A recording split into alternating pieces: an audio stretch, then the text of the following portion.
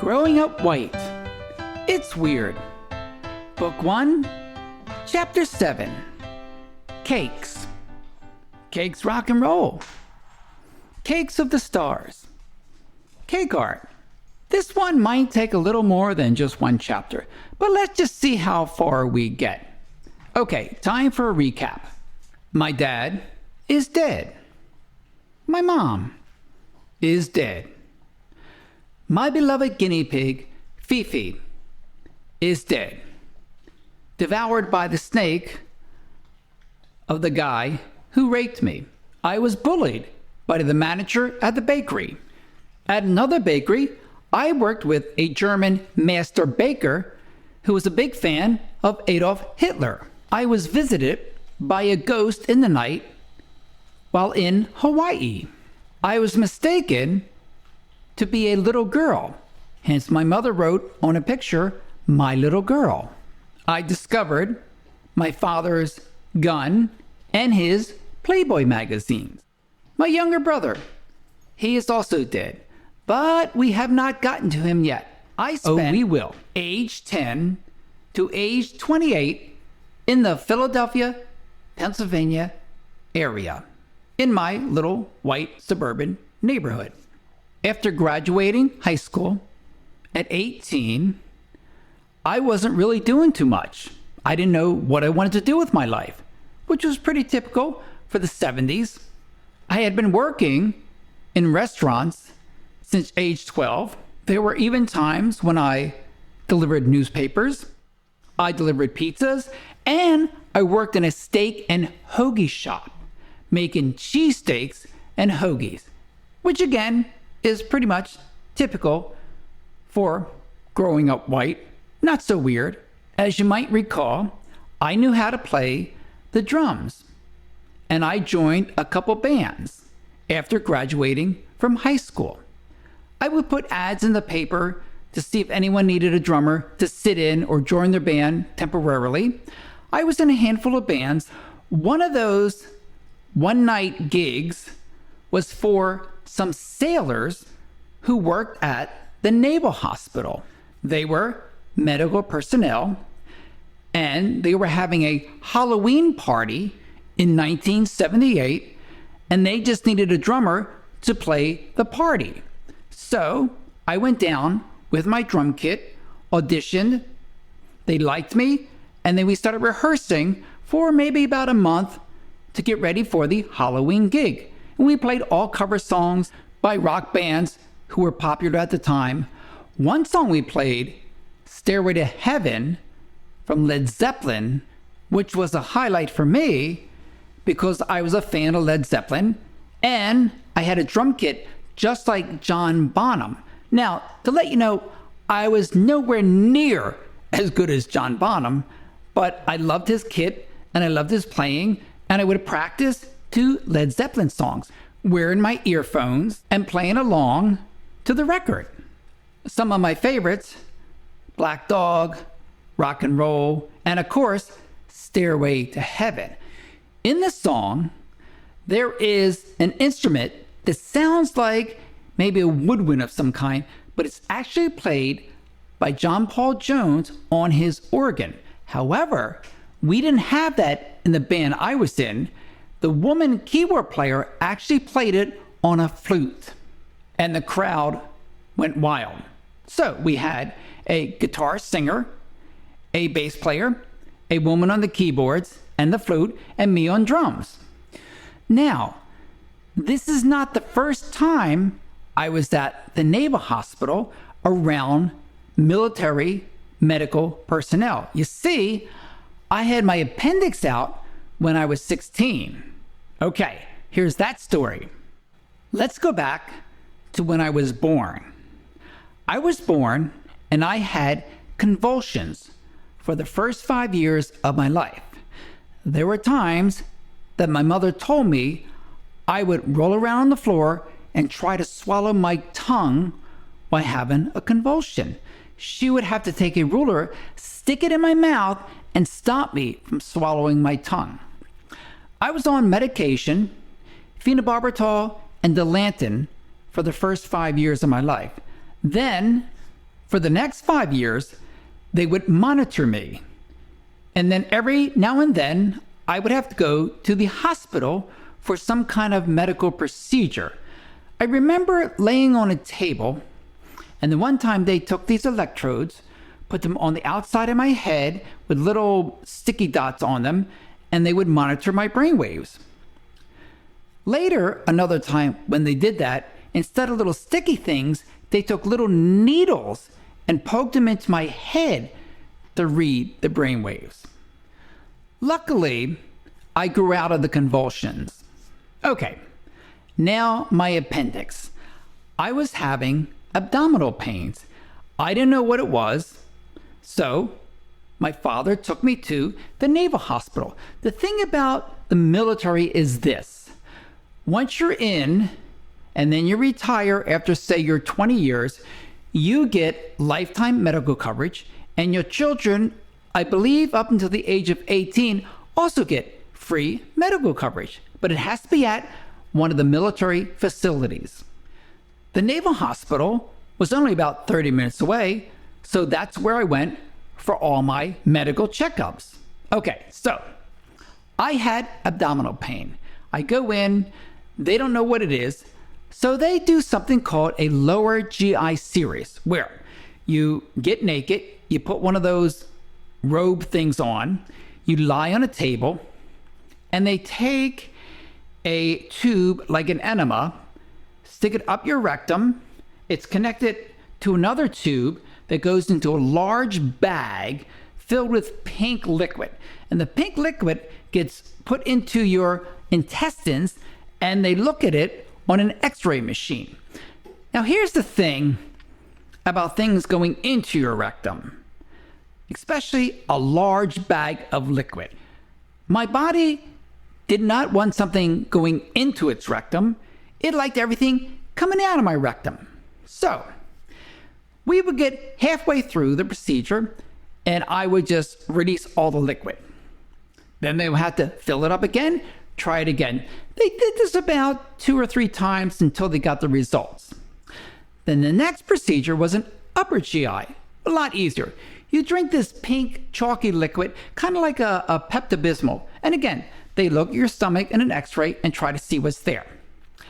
The final result was inconclusive. They had no idea why I was getting abdominal cramps. However, when I met another doctor at the Naval Hospital, he said to me, okay, get up on that stool. It's about maybe a foot high. It's like a step stool that you would step onto when you get on one of those examining tables with the white paper on it. Okay, so I get up on that. He says, okay, turn around. I want you to jump off that stool and land on your heels. And I'm thinking, okay, sure, sounds easy enough. I jump off the stool, land on my heels, then fall flat face onto the floor because I am in so much pain. He looks at me, looks at my parents and said, we're taking him into surgery right away. It's his appendix. I've never had surgery before, so they take me upstairs to the ward. Now the ward is in a naval hospital, a very long hallway. There were beds lined up next to each other, maybe about 4 feet in between them, no privacy. Remember, this is the Navy. These are all guys, and they're all sailors. I'm this young 16-year-old kid just coming up there getting prepped for surgery. An orderly comes around, sits down on my bed and says, okay, I've got to prep you, shave you for surgery. And look, I'm 16. I don't know what that means, but I have to be naked when they operate on me. So he has to shave my lower area. I mean, he has to shave the hair around my penis. I'm 16. I'm lucky I have peach fuzz on my face. So it's like, okay, sure, if that's what you have to do, sure. It's a little weird, but that's what they do. So I get shaved, I get the IV, they take me down to surgery, they put a mask on me so I fall asleep. 5 seconds after the mask goes on me, I pull it off and throw up. Of course, they say, this is a good thing you do it now instead of while you're under. So I throw up, I feel better, they put the mask on, I count backwards from 100, maybe I get to 97, 96. Next thing you know, I'm back in the ward, in the bed, groggy, waking up. And around me, all these other guys who are sailors. One thing I learned about sailors, they like to make jokes. Dirty jokes. Talk dirty. And this one sailor, who was a patient there, he was black, had a habit of trying to crack me up, make me laugh. And I said to him one day, as I'm walking around holding my stitches, why are you trying to make me laugh? So you can burst your stitches. Yeah. So for about a week of recovery, I got to hang out with all these older guys, all these sailors, listen to their dirty jokes. And, it was really a lot of fun. I laughed, but I did not burst my stitches. Okay, so back to the Naval Hospital and the band. The gig went really well. All their sailor friends loved the band, loved the songs, they had a great time, and then we were done. At the end of the night, the bass player says to me, listen, I gotta get up early in the morning. Can you do me a favor and take my date home? So I look over and there's a woman, a young lady. I was 18 at the time. She was maybe 20, 21.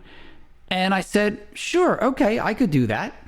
So he introduces me to Valerie.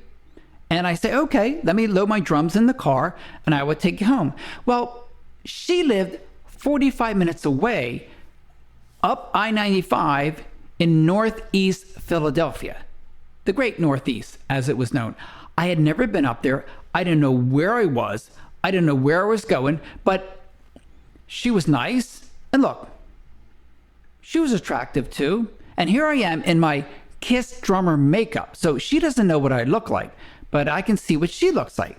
So I drive her home and we park outside where she lives. She's living with her grandparents. Later, I came to find out that she was on the rebound. Her boyfriend back in South Dakota, who was also in a band, he was the lead singer, broke up with her. So she decided she needed a change. So she left South Dakota to go to Philadelphia and stay with her grandparents for a while. Okay, this is going to sound a little weird, but I don't know how this happened.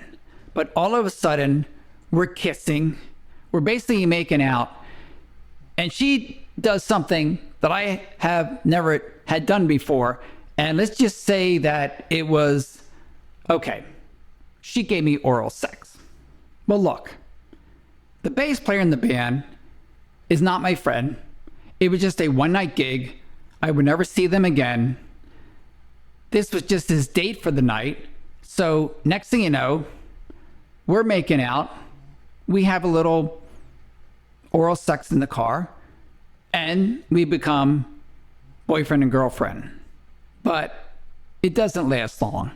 Maybe 9 months. Yeah. Then she dumped me. Look, she was on the rebound. She's about 3 years older than me. I was immature. She was more mature. She kind of knew what she wanted. I had no clue what I wanted.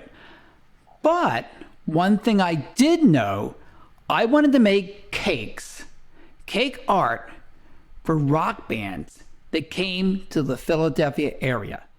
Okay, cakes.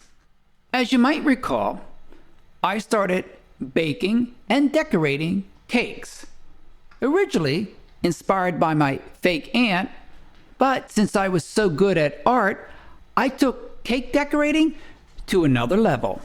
So, how did I end up making cakes for people like, and I need to drop some names, Bruce Springsteen, Billy Joel, Elton John, David Bowie, the Rolling Stones, Queen, Fleetwood Mac, The Cars, Foreigner, Iron Maiden, Judas Priest, Billy Idol, Peabo Bryson, The Jacksons, Anita Baker, Sheena Easton, and many, many other bands and artists, some you probably never even heard of. So here's how that all began. And what I'm telling you is the absolute truth. It's going to sound weird. I'm just warning you ahead of time. 1979. Now, to let you know, this could not ever happen now, or probably happen at any other time. It was a matter of luck, persistence, and a whole lot of talent. 1979, the summer of 1979, outside of Philadelphia. I got really good at making custom cakes. So, I'm listening to the radio station. The big rock station at the time was WMMR.